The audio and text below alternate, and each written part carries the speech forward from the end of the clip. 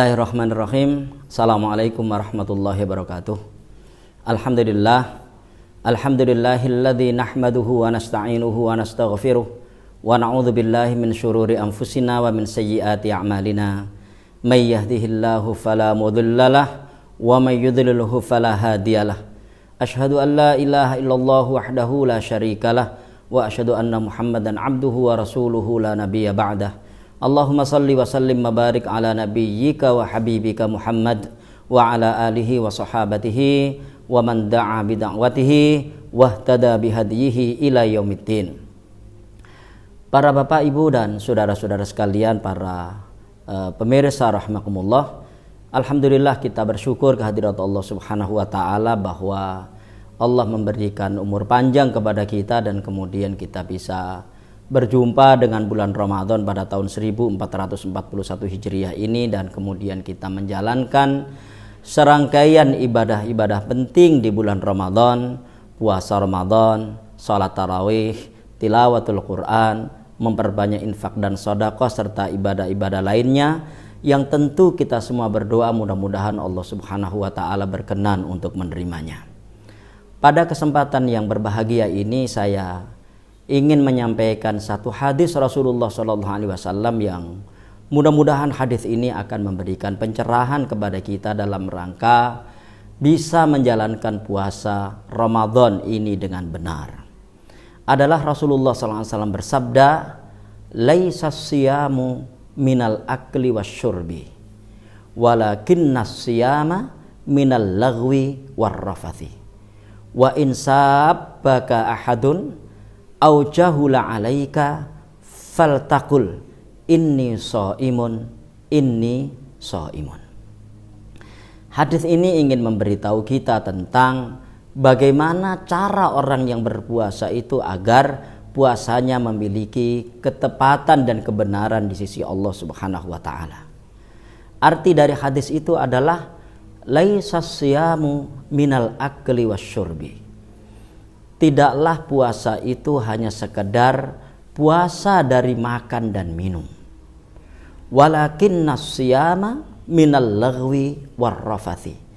Akan tetapi puasa itu adalah juga puasa dari perkataan yang sia-sia dan perkataan kotor atau perkataan jorok. Wa insab baka ahadun, jika ada seseorang yang mencelamu, au jahula alaika, atau berbuat usil kepadamu, faltaqul, maka katakanlah inni shaimun inni shaimun. Sesungguhnya aku berpuasa, sesungguhnya aku berpuasa. Saya ingin membagi hadis ini ke dalam dua bagian penting. Yang pertama-tama adalah laisa siyamu minal akli wasyurbi, walakinnas siyama minal lagwi warrafathi. Tidaklah puasa itu hanya dari makan dan minum, tapi puasa itu juga puasa dari berkata-kata kotor dan berkata jorok. Para bapak dan ibu sekalian, para pemirsa yang saya hormati, kalau kita lihat di dalam hadis ini atau di penggalan pertama hadis ini, kita mendapati sebuah fakta bahwa kemungkinan besar orang itu akan batal pahala puasanya itu dari perkataannya. Dan kalau kita lihat pada sisi ini, sesungguhnya yang sangat potensial menjadikan puasa kita itu hanya sekedar mendapatkan lapar dan dahaga adalah kata-kata yang kita produk dari mulut kita. Nah, dari sinilah seseorang itu penting mengetahui tentang apa yang harus dikatakannya, apa yang harus diucapkannya, apa pernyataan-pernyataan yang keluar dari mulutnya. Itu yang harus dia teliti. Apalagi kita semua tahu bahwa Ramadan tahun ini berbeda dengan Ramadan tahun-tahun sebelumnya, di mana Allah Subhanahu wa taala sedang memberi peringatan kepada kita atau mungkin memberi ujian kepada kita dengan turunnya wabah yang bernama COVID-19 yang hingga saat ini belum diketemukan vaksinnya, dan trennya juga masih tren naik di beberapa Di banyak negara maksud saya, termasuk negeri kita Indonesia yang kita cintai ini. Nah, itu artinya bahwa dalam situasi sulit biasanya orang itu sulit mengontrol perkataannya. Dalam situasi sulit biasanya sering ada pernyataan-pernyataan, ungkapan-ungkapan yang bukan saja ungkapan-ungkapan itu tidak bermakna, bukan saja ungkapan-ungkapan itu tidak ada gunanya, tapi ungkapan-ungkapan yang mendatangkan kedurhakaan Allah Subhanahu wa taala. Berkata dusta, berkata yang provokatif yang menjadikan orang marah atau menjadikan orang terfitnah. Perkataan-perkataan yang kemudian ketika itu kita sampaikan, maka perkataan itu menjadi jelek ketika didengar orang. Memang ini sesuatu yang sederhana, hal yang mungkin barangkali kita sebut sebagai hal yang mudah, itu mencegah perkataan kotor. Artinya mencegah perkataan kotor itu sesungguhnya tidak sulit, tapi seringkali itu sulit kita lakukan manakala terjadi instabilitas kejiwaan dalam diri kita, manakala terjadi jiwa yang tidak stabil.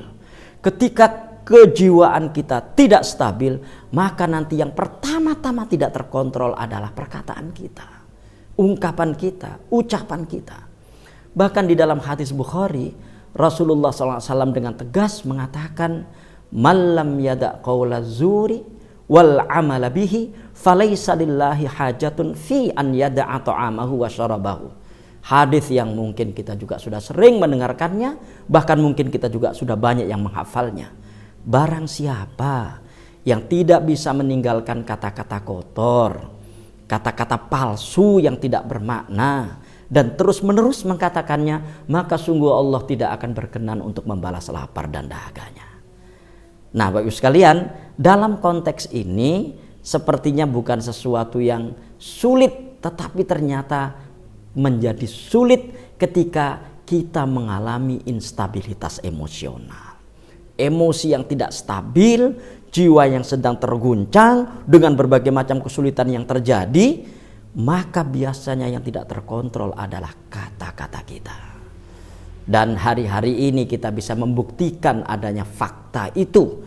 Betapa banyak perkataan-perkataan yang berseliweran di sekitar kita, yang perkataan-perkataan itu bukan saja tidak punya makna, tapi perkataan-perkataan yang berbau dusta, perkataan-perkataan provokatif yang menjadikan orang marah, dan lain sebagainya. Nah, dari sinilah penting untuk kita ketahui tentang betapa puasa itu salah satu fungsinya adalah pengendalian kata-kata, pengendalian pernyataan, pengendalian ungkapan-ungkapan yang keluar dari mulut kita. Dan memang persoalan mengendalikan kata-kata ini menjadi persoalan utama di dalam pembentukan karakter kepribadian seseorang. Bahkan dalam sebuah hadis riwayat Imam Abu Daud itu sampai dikaitkan dengan surga secara langsung. Maka Rasulullah SAW bersabda, "Man yadmanli baina lihyaihi wa baina fakhidaihi adman lahul jannah." Barang siapa yang tidak bisa, atau maaf, barang siapa yang bisa menjamin kebaikan di antara kedua bibirnya, maksudnya kebaikan antara bibir atas dan bibir bawah, berarti lesannya. Dan barang siapa yang bisa menjamin kebaikan di antara dua pahanya, maksudnya kebaikan auratnya, maka kata Rasulullah, adman lahul jannah, akan aku jamin dia untuk masuk surga. Nah, Bapak sekalian, saya kira dalam bab itu kita sudah memiliki pemahaman betapa mengendalikan kata-kata ini menjadi sesuatu yang sangat-sangat urgen ketika orang itu melaksanakan puasa. Dan ini yang perlu kita ketahui, bahwa kata-kata yang keluar dari mulut kita itu adalah performan kepribadian kita. Orang akan bisa mengenali kita apakah kita termasuk orang baik atau tidak, salah satunya disebabkan oleh kata-kata yang keluar dari mulut kita. Sehingga sering kan kita jumpai orang-orang yang kemudian sudah kehilangan kewibawaannya, kehilangan jati dirinya di depan orang karena dia gagal mengelola kata-kata yang keluar dari mulutnya. Maka saya jadi berpikir, kenapa Rasulullah SAW seolah-olah menempatkan pengendalian kata-kata ketika berpuasa ini menjadi sesuatu yang segalanya di dalam melaksanakan puasa. Karena memang di samping apa yang kita katakan itu adalah cermin kepribadian kita, pada saat yang sama apa yang kita katakan itu adalah pintu masuk dari kebaikan atau keburukan perilaku serta amal perbuatan kita. Itu sebabnya kenapa Allah berfirman di ayat yang ke-70 dari surat Al-Ahzab, surat yang ke-33, ya ayyuhalladzina amanu ittaqullaha wa qulu qawlan sadida. Wahai orang-orang yang beriman, bertakwalah kalian kepada Allah dan hendaklah kalian berkata dengan perkataan yang benar. Dan dari situ kita jadi tahu betapa perkataan yang benar ini masuk dalam kategori ketakwaan kepada Allah Subhanahu wa taala. Itu poin yang pertama. Poin yang kedua adalah wa in sabbaka ahadun au jahula alaika faltaqul inni shaimun inni shaimun. Jika ada orang yang mencelamu atau jika salah seorang mencelamu atau berbuat usil kepadamu, maka katakanlah, aku berpuasa, aku berpuasa.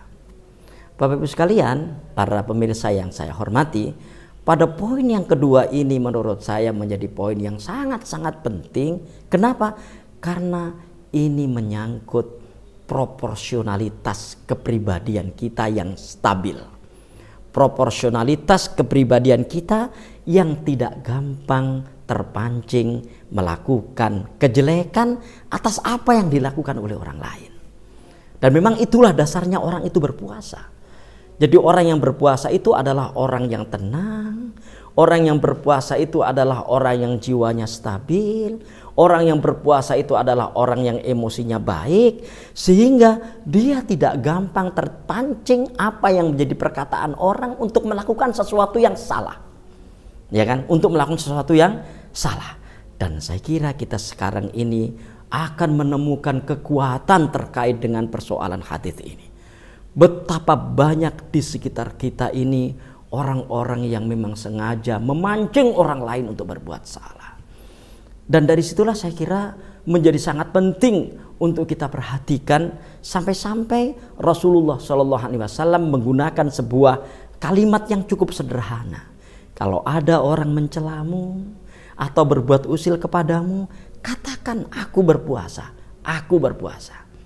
Kenapa? Karena nafsu seseorang ketika orang lain memancing dia berbuat salah, itu pasti akan langsung merespon dan mereaksi untuk ikut berbuat salah pada saat yang sama. Ya kan? Merespon untuk berbuat salah pada saat yang sama sesuai dengan pancingan yang dilakukan oleh orang lain itu. Ya kan? Kasus perkelahian, pertengkaran, saling memfitnah. Itu biasanya kan demikian. Ketika muncul jiwa-jiwa yang tidak stabil, maka ini akan berlangsung. Nah, orang yang berpuasa tidak demikian. Orang yang berpuasa itu orang yang jiwanya stabil, sehingga dia tidak gampang terpancing ketika orang memancing dirinya untuk melakukan kesalahan. Makanya sampai-sampai ketika ada orang mencelamu, ya, atau berbuat usil kepadamu, katakan aku berpuasa, aku berpuasa. Nah, dari sinilah saya kira menjadi penting. Karena apa? Karena tidak gampang terpancing oleh ungkapan orang yang memancing kita untuk berbuat salah. Itu adalah bagian yang tidak bisa terpisahkan dari karakter building kita, pembentukan kepribadian kita. Nah, itu sebabnya kenapa kemudian kita harus menghindari marah, ya, kita harus menghindari pertengkaran, kita harus menghindari konflik horizontal di bulan Ramadan ini. Sekali lagi, memang menghindari konflik horizontal di saat situasi sulit itu memang tidak mudah. Tapi bagi orang-orang yang beriman itu bisa dilakukan. Nah, mudah-mudahan apa yang saya sampaikan ini bermanfaat, dan tentu kita selalu berdoa mudah-mudahan Allah Subhanahu wa taala menerima puasa dan seluruh amal ibadah kita. Dan yang tidak kalah pentingnya, mari terus berdoa mudah-mudahan Allah segera mengangkat wabah ini dan segera menghentikannya, sehingga kita kemudian bisa terbebas dari kesulitan-kesulitan yang disebabkan olehnya. Amin amin ya rabbal alamin. Billahi taufiq wal hidayah war ridha wal inayah. Wassalamualaikum